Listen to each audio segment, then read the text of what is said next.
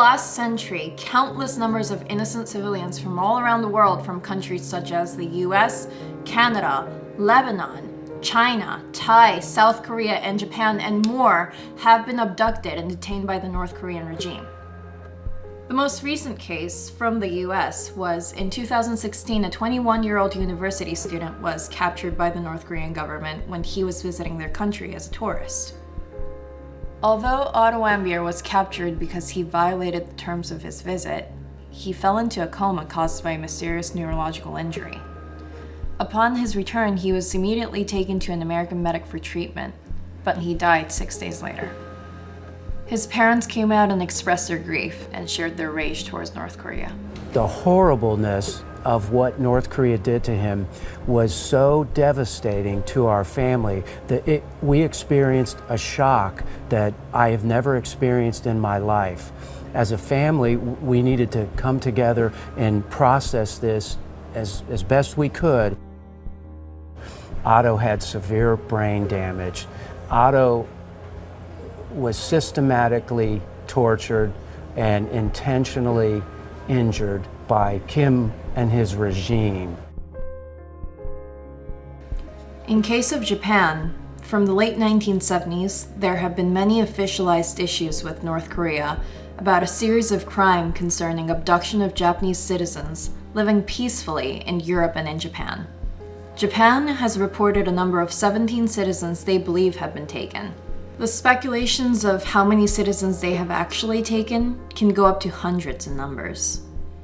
In 1977, a 13-year-old girl by the name of Megumi Yokota went missing. It took nearly 20 years of searching blindsided, until in 1997, Megumi's parents finally learned that she might still be alive, living somewhere in North Korea. I mean, could you imagine the feeling of his parents having lost their daughter 2 decades ago nearly, and to find out that the culprit was this foreign country, and to top it off, to not know what it was for? North Korea admitted to taking 12 other people. They then released 5 of them, and announced 8 others as dead. The causes of death, they reported, varied in accidents or suicides, but at this point there's no way to know the truth. They are still denying knowing the whereabouts of 5 other missing people. The Japanese government also did a DNA examination on Megumi's bones, and have determined that the identity did not match, but North Korea insisted that she is, and continues to deflect their claim. 40 years since the kidnapping.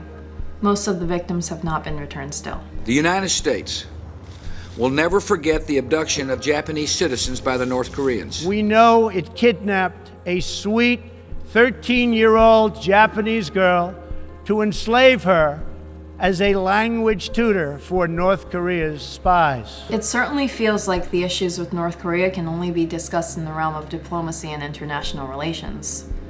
And every country and their politicians have their own strategies to fight against it. But in a tragedy that feels like something much bigger than ourselves, how can people face such adversity? How does society react? Is it inevitable that right-wing nationalists are behind the Association of Families? How do the families of victims cope, fight, and hold accountability? What will we find if we looked into the personal lives of families affected by an issue of such global scale?